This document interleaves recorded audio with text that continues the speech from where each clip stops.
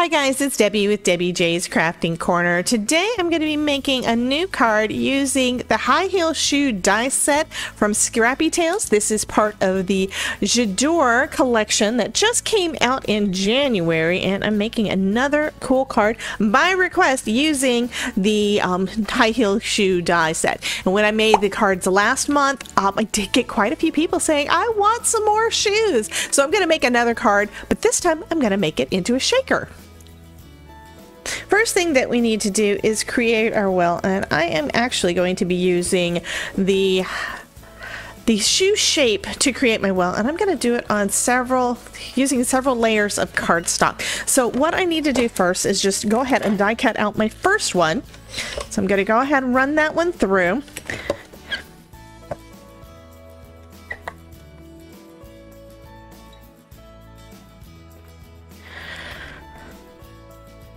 So now we've got the shape that we want our shoe to be, but like I said, I'm wanting to use multiple layers of cardstock to act as my well, and that's going to make it so that first off I don't have to worry about trying to get my foam tape completely perfect, and I'm able to I don't really want it to be quite as thick as what you would normally see on a lot of shaker cards, so I'm just going to be using some cardstock instead. So I'm lining up my panel on top of another one. I took out the piece that die cut, and I'm going to run it through again to cut this out of my second piece of cardstock. And I'm basically going to do the same thing on a few more pieces of cardstock. Another trick you can do when trying to cut out that window in the same spot is to add a piece of tape or removable adhesive, whatever you want to do, to the back of the die cut piece that you just cut out. Line up your card, place it right back, puzzle piece it right back in where you took it from. Then you can remove your other piece of cardstock and place your die over the top of it.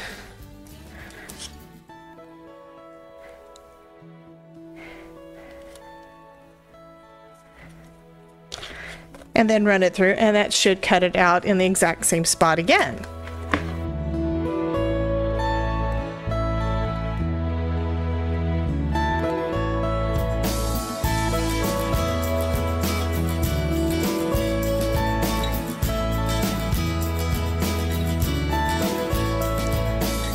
So next we're going to add some liquid adhesive and basically layer all of these guys up.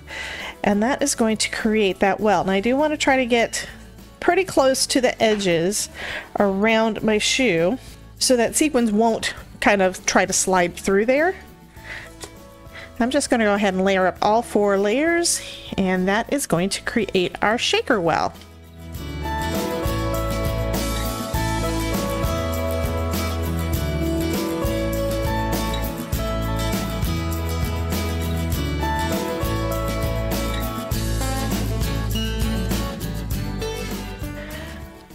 So next I'm going to trim it a little bit. The reason is that my die wasn't exactly lined up, and I've got my heavy-duty paper trimmer here because my smaller one won't cut through 4 layers of cardstock.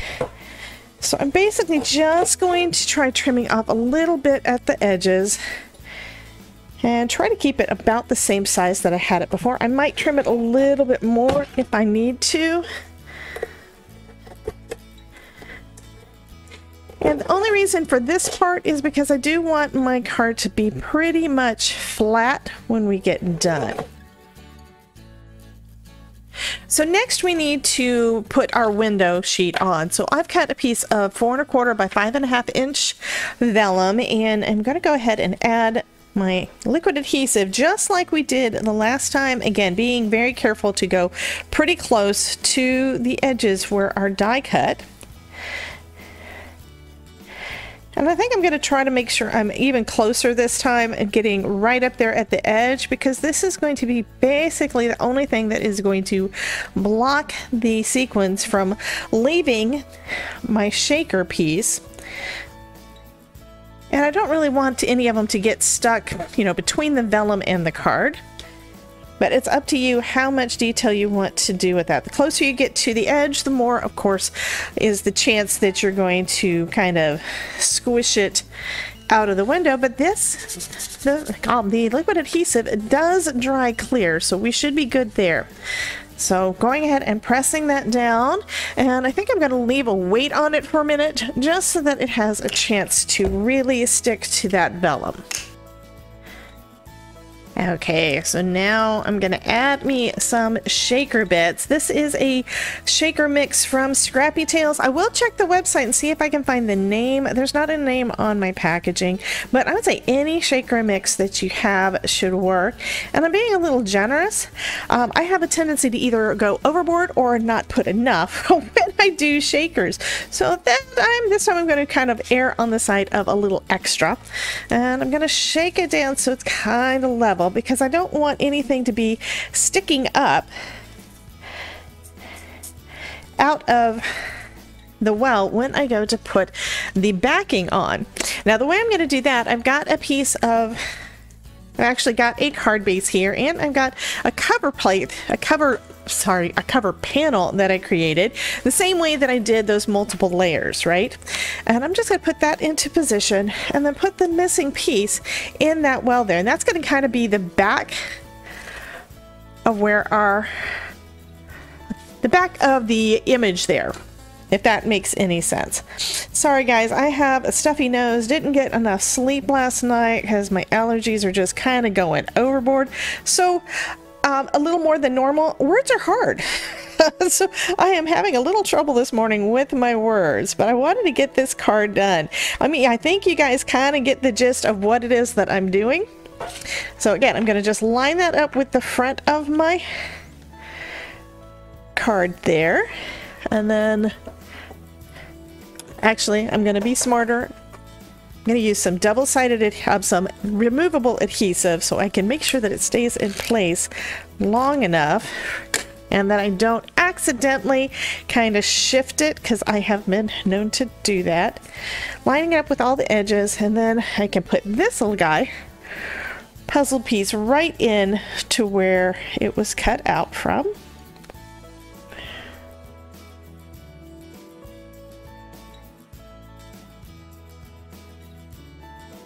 There we go. And then I'm going to let that piece dry a bit too, because I want to make sure that that is nice and flat behind our shaker. So now I'm going to add some liquid adhesive all over the back except for where my shoe is. And since I was pretty close with lining up all of my card pieces, they're right at that 4 1/4 by 5 1/2. It should pretty much fit right into place. Okay, so I am gonna let this sit for a second, and then we'll take a look at how the shaker bits look. Okay, so let's take a look. And I think that looks good. And you can see the image behind there, behind our little shaker bits. So it does look like everything was lined up pretty good. I need to go ahead and add this piece over the top. Now, I probably should have done this first. So let's go ahead and line that up with our shoe. So while it was adhered to the front of my card, I went ahead and drew a line, I think you can see that, right along where the bottom was. And this is going to help me get it pretty straight. It may not be exact, but it should be a little bit better, because what I wound up with is a card that is not exactly, it's like the panel on the front was a little bit off. So I'm going to go ahead and trim that off and then see what it looks like if I have everything measure to the bottom.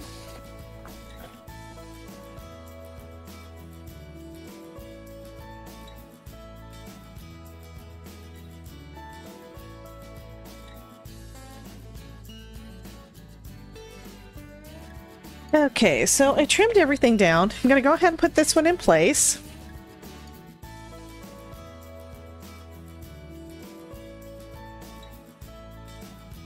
And line that up right over our shoe.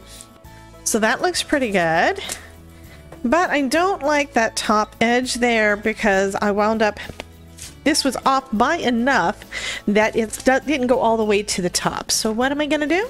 First up, I'm going to do an overlay for the shoe. So let me do that first and then decide what additional bits I want to add to this.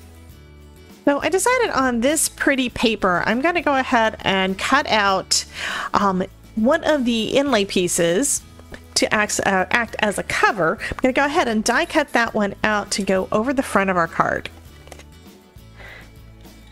So after all of that, I decided that that bit of white at the top, I just could not deal with it. So I have cut this off of my card base, and now I'm seeing that got a little bit of white showing on that side. So I'm going to trim that little bit off as well.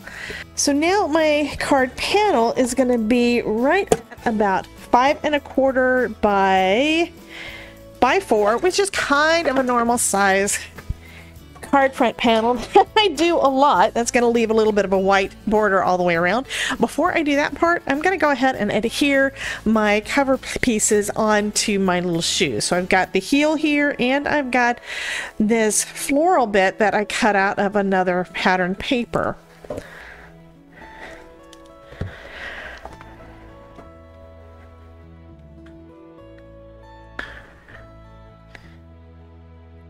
I'm just going to lay it right down over our little shoe there, which also means that I didn't have to have that well back there, but I think this is going to look pretty cool.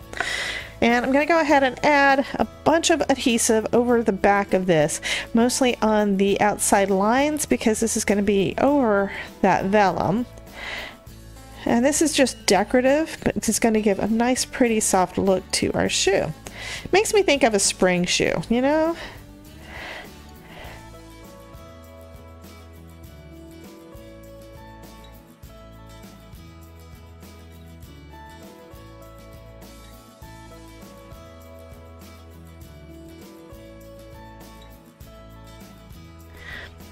And I think that looks pretty good. And all of our shaker bits are staying in, and it is flat. It is thick, but it is still a flat card. So that I think is going to work out nicely. So next I'm taking a stamp out of the Designer Friend Sentiment stamp set. And this one is a birthday sentiment, I think. So I'm going ahead and stamping that down on that extra cardstock, because, you know, I don't want to waste it, and I've got it sitting here anyway, so I might as well go ahead and use it, right? This is where I cut it off. This is the rest of my card base. So now we've got a lovely sentiment that I just need to cut out and add to the front of my card.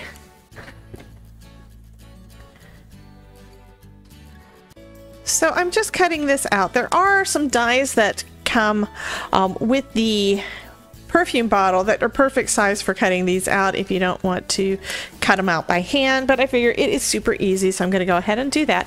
So now I'm going to start assembling again everything onto my card base, adding adhesive to the back of the main panel,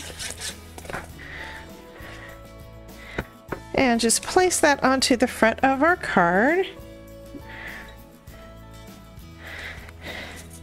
And then I can add my little happy birthday sentiment over the top of that.